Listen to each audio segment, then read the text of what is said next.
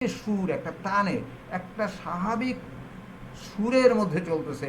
জীবনের মধ্যেও একটা টান আছে, একটা সুর আছে। আপনি চলতেছেন, আপনার মন, আত্মা, দেহ, তারপরে রক্ত চলাচল, রক্তকণিকা, যা আছে জীবনের সব কিছু, চাওয়া পাওয়া, সবের মধ্যে একটা ব্যক্তির মধ্যে একটা সুর থাকে, একটা তাল থাকে, একটা লয় থাকে। এটা জীবনী শক্তি এই লয় তাল সব ঠিক রাখার চেষ্টা করে।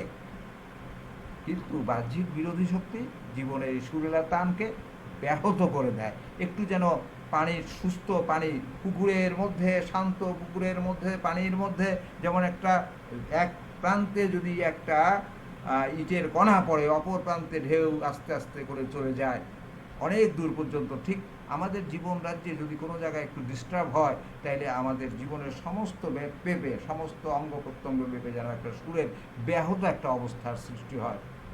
তার ক্ষমতাকে, বাহ্যিক এই যে বিরোধী শক্তির ক্ষমতাকে, এটা আত্মা সদৃশ গতিময় সত্তায় পৌঁছাতে পারে। একেবারে গতিময় সত্তা কোনটা? আমাদের জীবনের সত্তা। এখানে পর্যন্ত সে আক্রমণ করতে পারে। এই কিছুক্ষণ আগে যে উদাহরণটা দিলাম, এটাই। এর ক্ষতি সাধন করতে পারে, ক্ষতিও করতে পারে। খুব একটা বিষয়ে যদি অনেক বেশি আলোচনা করা হয়, তাইলে এই অ্যাফোরিজমটা শেষ, মানে এগুলো শেষ করা যাবে না। প্রথম অর্গাননের 1 থেকে 70 অধ্যায় পর্যন্ত দার্শনিক কথাবার্তাই ভরা, বুঝছেন? এগুলাকে ভালো করে না বুঝলে হোমিওপ্যাথ একজন ডাক্তার হওয়া যায় না। আর এগুলোও কি আমরা বাদ দিয়ে নিছি? এগুলা পড়ার দরকার নাই।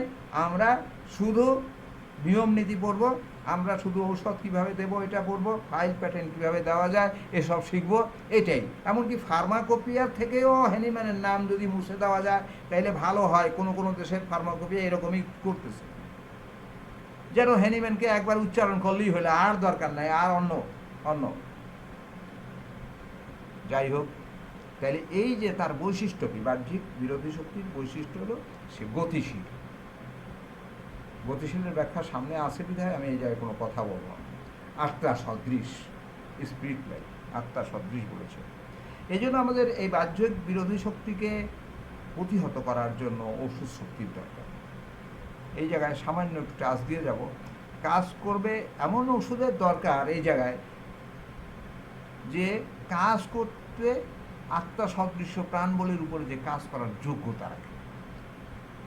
যদি স্থূল হতো, বাহ্যিক বিরোধী শক্তির কাজটা যদি স্থূল হতো, তাহলে স্থূল কোনো বস্তু দ্বারাই সেটা নিরসন করা যেত।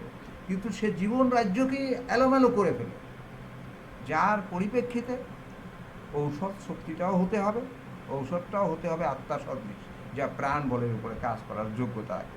আর তার গুণ বৈশিষ্ট্য হবে কি?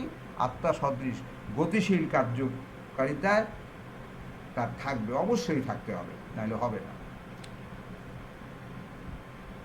তাহলে স্থূল ভূমির উপরে কাজ করবে না।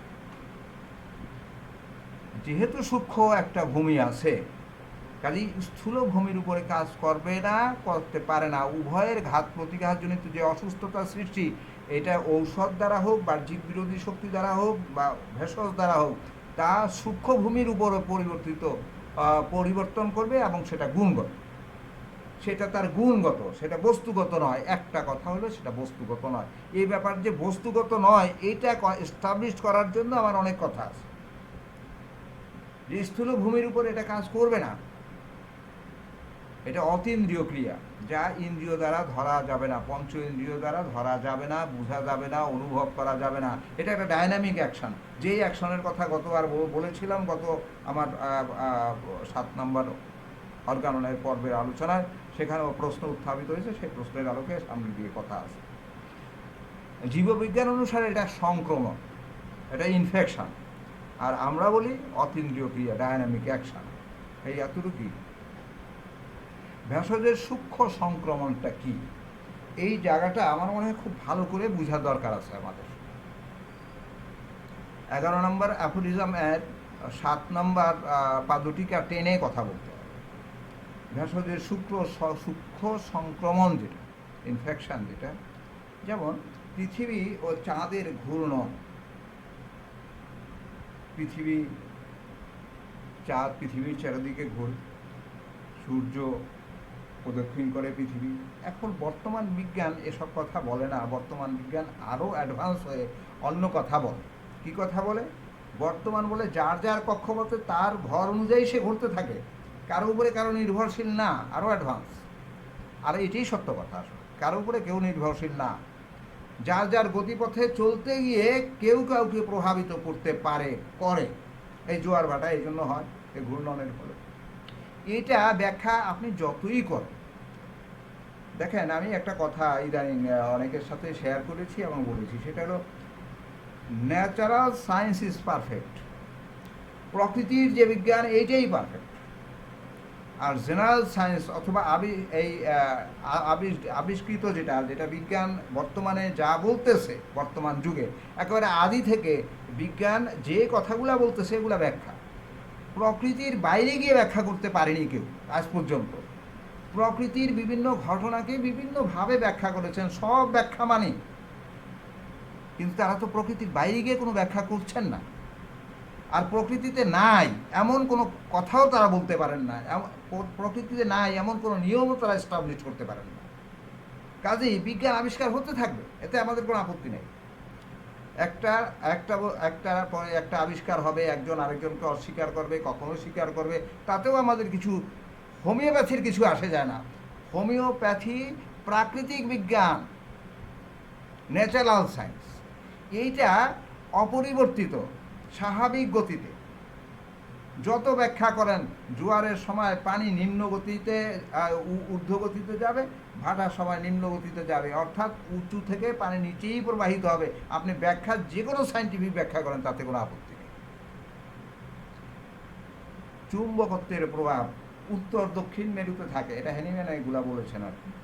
চুম্বকত্বের প্রভাবে উত্তর দক্ষিণ মেরুতেই থাকবে কেন? পৃথিবীর আদি থেকেই আছে, এখন পর্যন্ত আছে। সে পূর্ব পশ্চিমে ঘোরে না, পূর্ব পশ্চিমে থাকে না। আপনি উত্তর দক্ষিণ মেরু ওদিকেই থাকবে। আপনি ব্যাখ্যা যেভাবে করেন, ব্যাখ্যা করে আপনি আপনার পক্ষে নেন, আপত্তি নাই। কাজেই অনেক জিনিস আপনি ব্যাখ্যা করতে পারেন, আবার অনেক জিনিস পারেন না। সব ব্যাখ্যাই যে বিজ্ঞানের সঠিক এ কথাও ঠিক নয়, আর সব ব্যাখ্যা যে গ্রহণযোগ্য নয় তাও ঠিক নয়। যখন যেটা ঠিক, দ্যাটস ওকে। লোগের প্রভাব সম্পর্কে হেনিম্যান এখানে কথা বলেছেন। চুম্বকত্বের যেরকম প্রভাব থাকে, একটা লোহাকে সে, চুম্বকত্ব শক্তি যার আছে, সে লোহাকে প্রভাব বিস্তার করতে পারে। এর কারণ দুটো। এই কারণটা একটু মনে রাখতে হবে এই জায়গায় স্পষ্ট করে। একটা হলো চুম্বকের মধ্যে আকর্ষণ করার ক্ষমতা আছে। এনি হাউ আপনি ব্যাখ্যা যাই করেন, ক্ষমতা থাকতে হবে, তার আকর্ষণ করার ক্ষমতা আছে। তার মধ্যে যদি এই ক্ষমতা না থাকে, তাইলে তার কোনো কাজ নেই। অথবা সে উল্টা পাল্টাও করে না, সে তার নিয়ম মেনে চলে। তার নিয়ম, চুম্বক তার নিয়ম মেনে চলে, এটাই তার ধর্ম। তার ধর্মের বাইরে সে যায় না।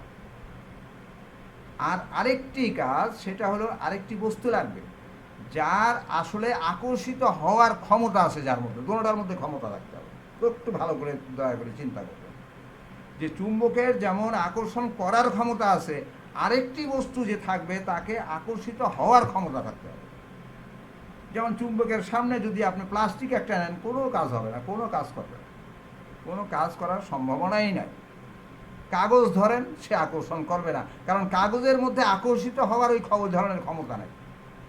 আপনি ব্যাখ্যা কি করবেন, কিন্তু লোহার মধ্যে আকর্ষিত হওয়ার ক্ষমতা আছে। এইটার ব্যাখ্যা আপনি যেভাবে করেন তাতে আমার কোনো আপত্তি নেই। তাহলে দুটো জিনিস আমি এখান থেকে ধরবো, হেনিম্যান যেভাবে কথাটা বলেছেন। একটা হলো আকর্ষণ করার ক্ষমতা, আকর্ষিত হওয়ার ক্ষমতা। এই দুটো জিনিসকে না বুঝলে আমার পরের কথাটা বোঝা যাবে না, অর্থাৎ হেনিম্যানের কথাটাও বোঝা যাবে।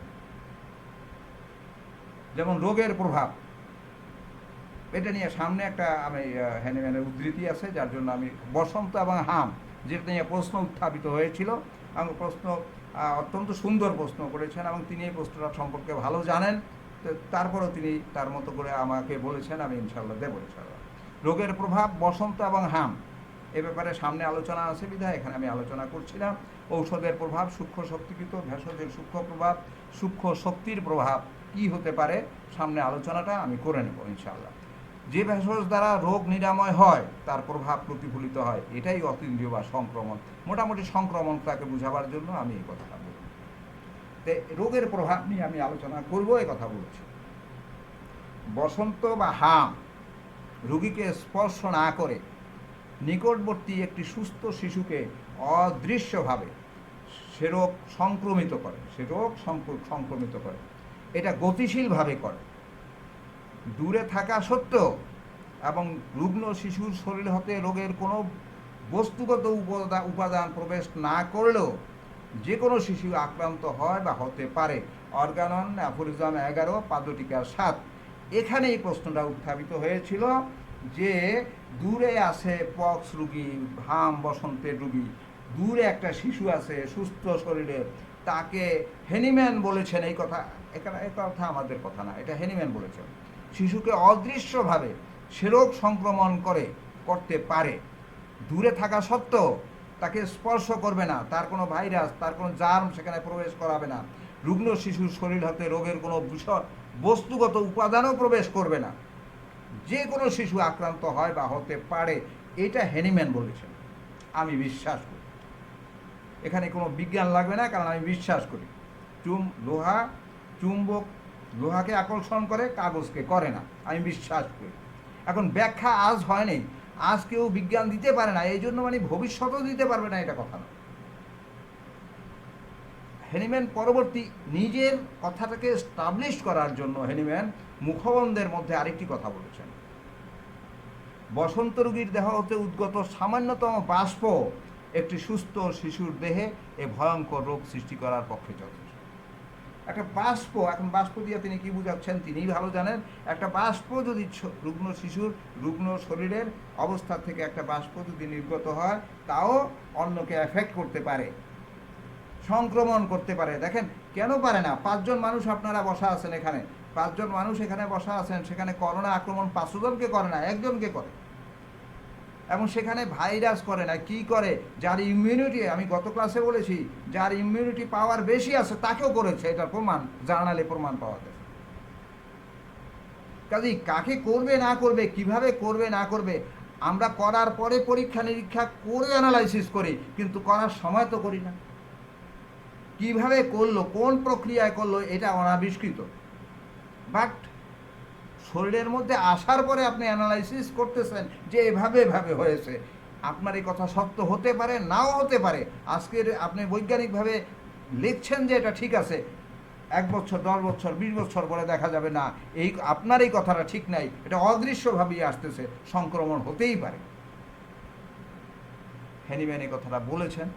আমি এই বিষয়টা, এই কথাটার উত্তরে এই কথাই বলতে চাই যে হেনিম্যান যেটা বলেছেন, রুগ্ন মানুষের শরীর যদি বসন্ত হাম থাকে, বাইরে শিশু যদি থাকে সুস্থ, তার ভিতরে কোনো জার্ম প্রবেশ করা ছাড়াই সে রুগ্ন হতে পারে। এরকম সকল রোগী পারে, সব রোগীই পারে, কোনো অসুবিধা নাই, এরকম রোগ আক্রান্ত হতে পারে।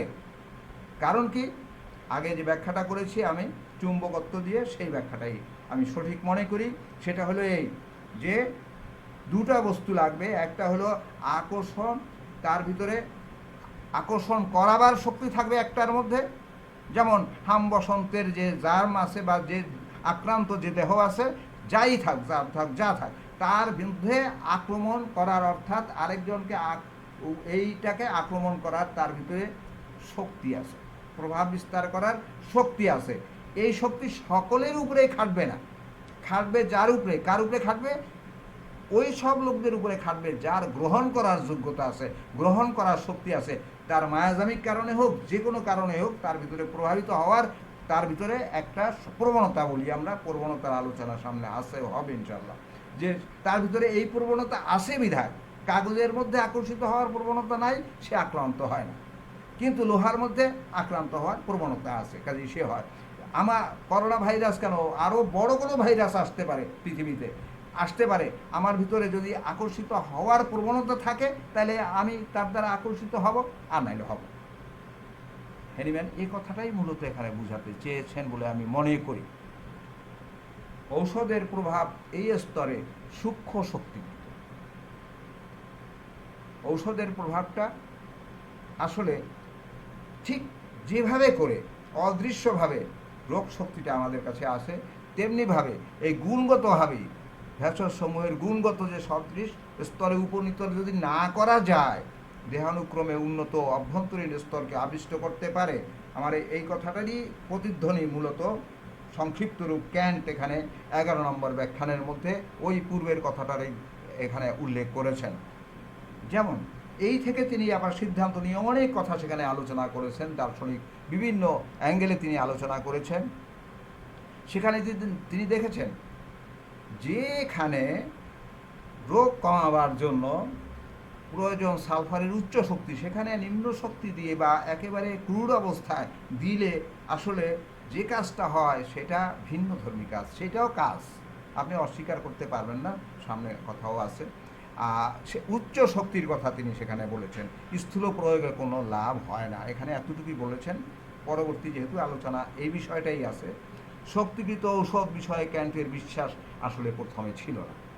ডক্টর জেটি ক্যান্ট তিনি স্থূল মাত্রার লোকই ছিলেন।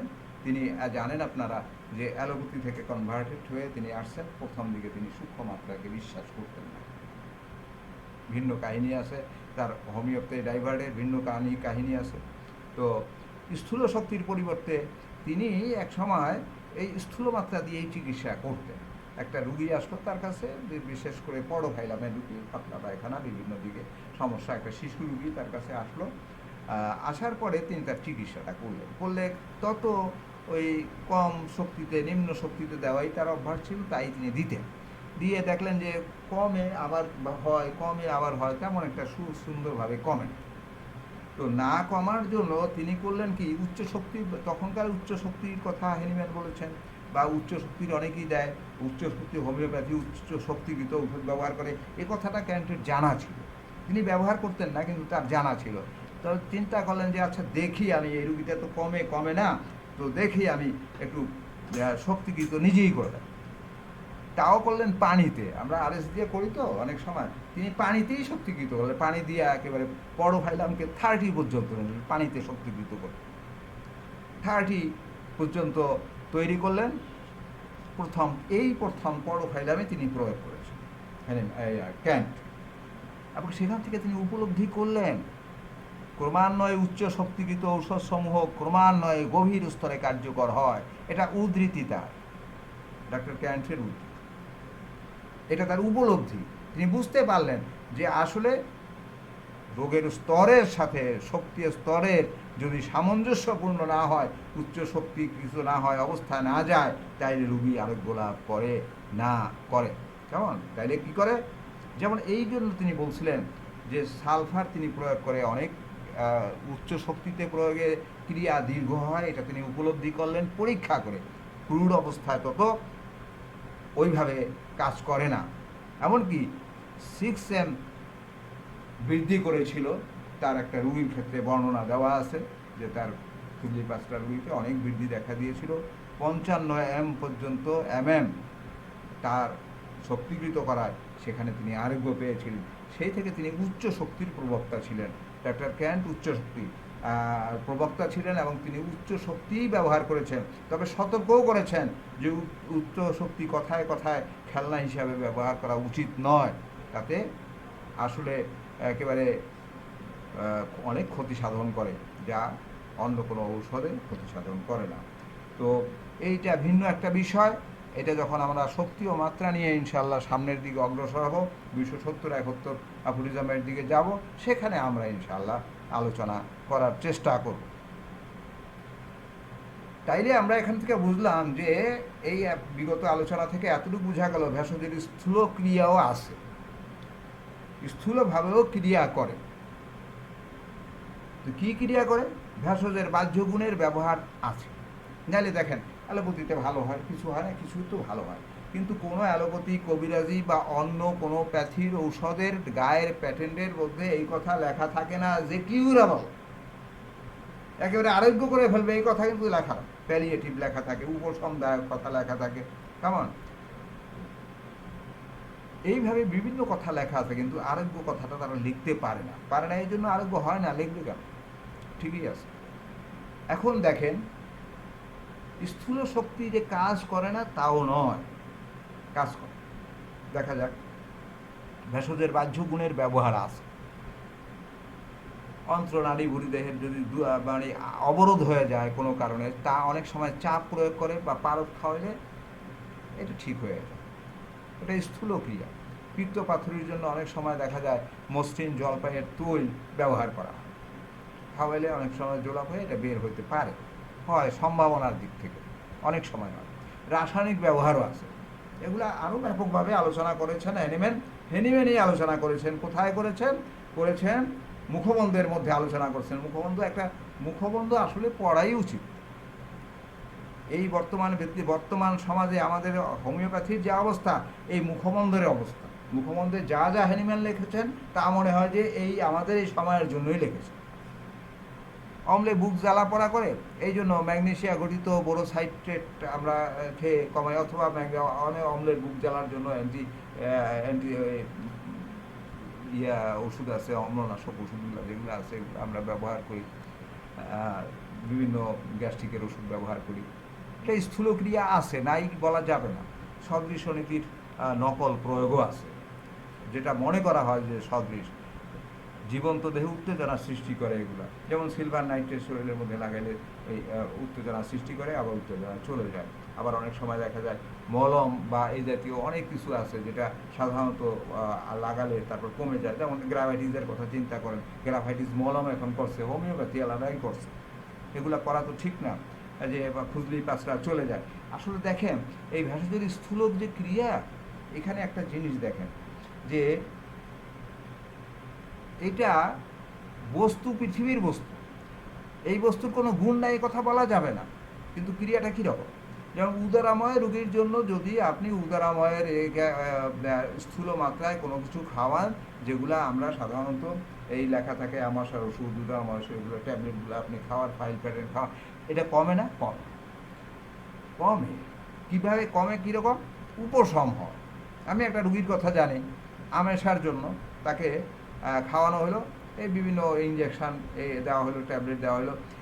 এখন তার আমেশা কন্ট্রোল হওয়ার পর তার একেবারে তুলার মতো পায়খানা হওয়া শুরু করলো, তুলার মতো। কিন্তু মজার কথা হলো সে ভয়ে পায়খানা বাহ্য করতো না। কেন করতো না? সে বাহ্য ভয়ে করতো না, এই জন্য তার এত জ্বালা পোড়া মলদারে মনে হয় কেটে ছেঁচে বেরোচ্ছে। সে ভয়ে যেত না, বলে না আমি বাহ্য করবো না, এইভাবে অবস্থা। তারপর যে কোনো হোমিও ডাক্তারকে ডাকা হলো, এটা আমার বাস্তব চাক্ষুষ দেখা, একেবারে বাস্তব ঘটনা, আমার ঘরের ঘটনা। সেটা ডাকা হলো, যেভাবেই হোক তিনি চিকিৎসা করলেন, এবং চিকিৎসা করে আল্লাহর রহমতে এই হোমিও চিকিৎসাই তিনি তখন তো আমি ডাক্তারি জানিও না, করিও না। তখন পরে আমি জিজ্ঞেস করেছিলাম যে প্রথমে মার্সল দিয়েছিল, পরে ম্যাডোলিটাম দিয়েছিল, এভাবে করে চিকিৎসায় সে ভালো হয়। তাহলে দেখেন স্থূল ক্রিয়াও তো ক্রিয়া, কিন্তু পার্থক্যটা এখন প্রশ্ন হলো স্থূল ক্রিয়া আর শক্তিগৃহীত ক্রিয়ার মধ্যে পার্থক্য। এই জিনিসটা অল্প কথায় বোধহয় বুঝে নেওয়া দরকার। যেমন জ্বর হলো ভীষণ জ্বর, 104 ডিগ্রি জ্বর, অথবা আমাশা হলো, অথবা পাতলা পায়খানা হলো, অথবা লিভারে কোনো সমস্যা হলো, বদহজম হলো, আপনি ক্রুড ঔষধ খেলেন, যে কোনো ঔষধ খেলেন, খাওয়ার পরে ঘটে কি? জ্বর হলে কমে যায়, সাথে সাথে আধা ঘন্টা 10 মিনিটের মধ্যে জ্বরটা কমে গেল। ঘাম টাম দিয়ে অস্থির, রুচি নাই, একেবারে মনে হয় যে মরার লাশের মতো, তারা উঠতে পারে না, হাঁটতে পারে না, জ্বর ভাই ধরেন আমাকে পারি না। জ্বর তো কমে গেছে, কিন্তু আমার এই যে অবসন্নতা, বিষণ্ণতা, ক্লান্তি ভাব, ঘাম, একেবারে বেতাল অবস্থা। আমেশা চলে যাওয়ার পরে পেটে ব্যথা, পেট কেটে ফেলার মতো ব্যথা, পায়খানা হয় না। আমি একটা উদারাময় রোগীর চিকিৎসার কথা জানি, তাকে উদারাময়ের ওষুধ দেওয়ার পরে 5 দিনের মতো কোনো পায়খানাই নাই, একেবারে বন্ধ। ভাই এখন আর ভালো লাগে না, বিষণ্ণতা, ক্লান্ত, অস্থির লাগতেছে, আমার বোধহয় আগেই ভালো ছিল, উদারাময় ছিল। এই যে অবস্থাটা, অর্থাৎ ভেষজ খাওয়ার পরে, স্থূল মাত্রার ভেষজ খাওয়ার পরে মানসিক উন্নতি হয় না, রোগের উপশমের দিকে যায় না, তড়িৎ স্টপ করে দেয়, এবং যার পরিপ্রেক্ষিতে মানুষের মধ্যে সমস্যার সৃষ্টি হয়। এটা হলো গিয়া স্বাভাবিক। আর হোমিও ওষুধের যেমন ধরেন মার্সলের আমাশা হলো, পেট কামড় দেয়, এটা করে ওটা করে, ঘাম আসে, জিহ্বায় লালা পড়ে, কথা বলতে পারে না, কথার সমস্যা, জিহ্বায় ঘাও আছে, পেটের মধ্যে মুচড়ানো ব্যথা আছে, পায়খানা মলদারও সমস্যা আছে, অর্থাৎ মার্সলের যা যা খাওয়া দরকার থাকা দরকার সব আছে। আপনি যদি শক্তিকৃত মার্সল দেন, তার প্রথম কি হবে? প্রথম হবে কেমন 3 দিন পরে ডাক্তার সাহেব 7 দিনের ওষুধ খেলাম তো একেবারে যায় না ঠিকই, তবে আমার এখন ভালো লাগতেছে, খাওয়ার রুচিটা একটু ফিরতেছে, আর মলও এরকম হয় না, ওই সমস্যাগুলোও কম দেখা যায়, এখন মোটামুটি ভালো লাগতেছে, তবে আর একটু ভালো হবে ইনশাআল্লাহ আপনার চিকিৎসায়। এই কথাটার সাথে আর পূর্বের অবস্থার সাথে পার্থক্য আছে না? নাই? অবশ্যই আছে।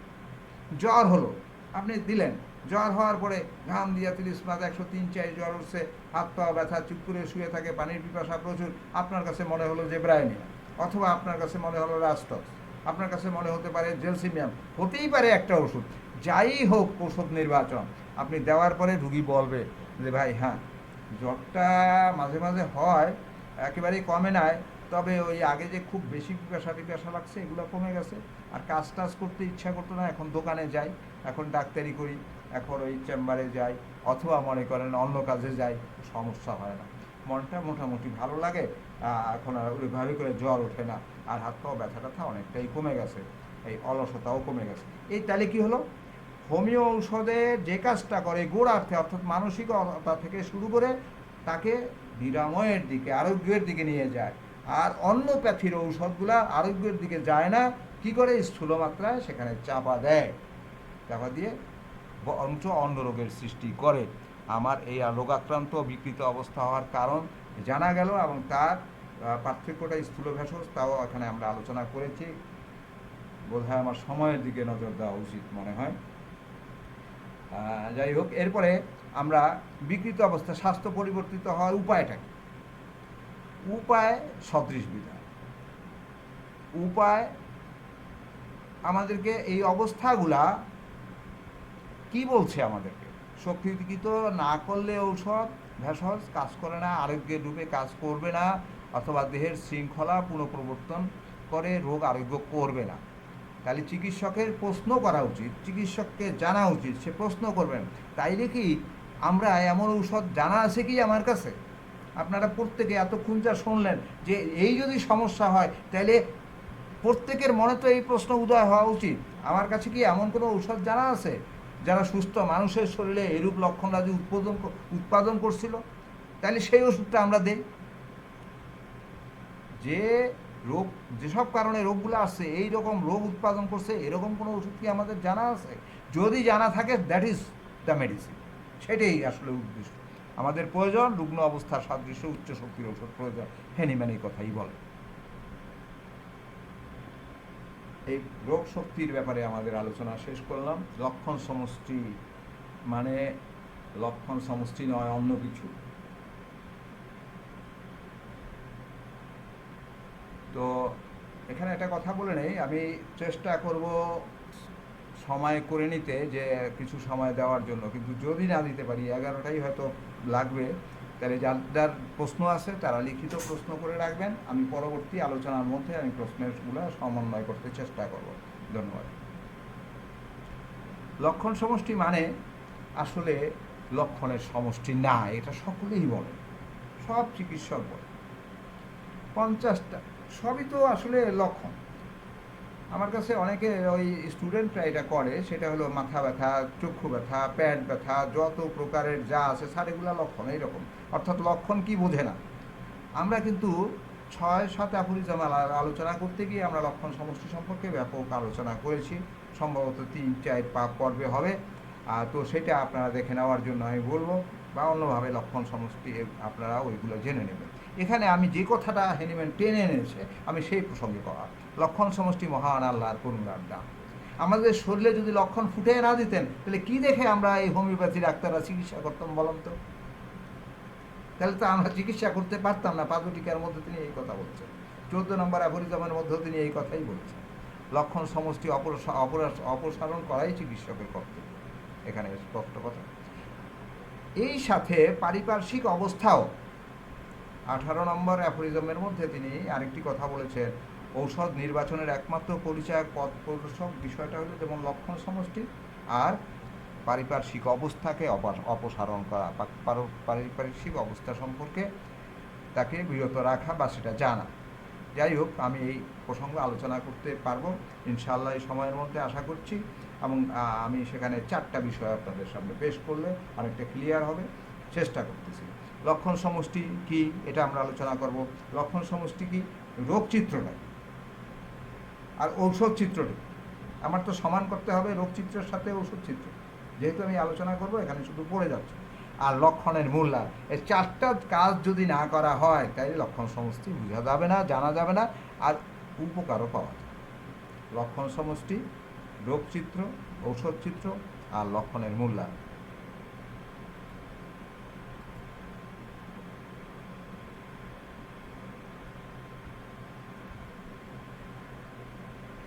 তাইলে দেখেন, তাহলে লক্ষণ যত 100 হোক 50 হোক যাই হোক, এগুলোর যোগ করলে সবগুলোই তো লক্ষণ। লক্ষণের সমষ্টি না, এই কথা তো বললাম। যেমন ধরেন একজন নিউমোনিয়ার রুগী, আপনি পরীক্ষা করলেন, কফ পরীক্ষা করলেন, জ্বর, কাশি, বুকে ব্যথা, ফুসফুস, তার অংশবিশেষ শক্ত হয়ে যা শ্বাস প্রশ্বাসে গতি দ্রুত, সবই আপনি জানলেন। রক্ত পরীক্ষা করলেন, যে কোনো রোগের জন্য আপনি রক্ত পরীক্ষা করলেন, প্যাথোলজিক্যাল যত প্রকার টেস্ট আছে সব করলেন, কেমিক্যাল টেস্ট যত প্রকার আছে করলেন, এক্স রে করলেন, আলট্রাসোনোগ্রাম করলেন, আপত্তির কিছু নাই, সব রিপোর্টই আমাদের লাগবে না এই কথা বলা ঠিক না। সমস্তকে যোগ করলেন, প্রায় 50-60টা লক্ষণ পাওয়া যায়, বিভিন্নভাবে চিহ্ন পাওয়া গেল, লক্ষণ অথবা চিহ্ন পাওয়া গেল। এতে নিউমোনিয়া চেনা যায় বা আরেকটা রোগ চেনা গেল, রোগ স্পষ্ট হয়ে গেল, কিন্তু রুগী কি চিনতে পারলাম? রুগী চিনতে গেলে তো এগুলো দিয়ে হবে না। এই যে লক্ষণগুলো পাওয়া গেল, যেভাবে চিহ্ন পাওয়া গেল, এগুলো দিয়ে হবে না। কারো পানির পিপাসা আছে, কারো নাই, কারো জিহ্বা শুষ্ক, কারো নাই, সন্ধ্যায় কারো সকল কষ্টের বৃদ্ধি হয়, কারো রাত্রে বৃদ্ধি হয়, এই ধরনের বিভিন্ন বৃদ্ধি, বর্ষায় বৃদ্ধি হয় কারো, শীতকালে বৃদ্ধি হয় কারো, গরমে বৃদ্ধি হয় কারো, অবস্থা ভেদে বৃদ্ধি হয়।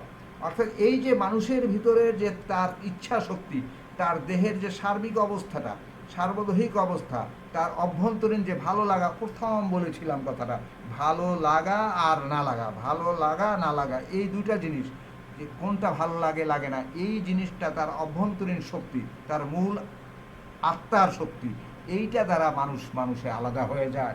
আপনি চিন্তা করেন একরকম, আমি চিন্তা করি আরেক রকম, আপনি বুঝেন আরেক রকম, আমি বুঝি। এই যে বুঝ, দুজনের দুইটা বুঝ, এটা হলো ব্যক্তি স্বাতন্ত্র।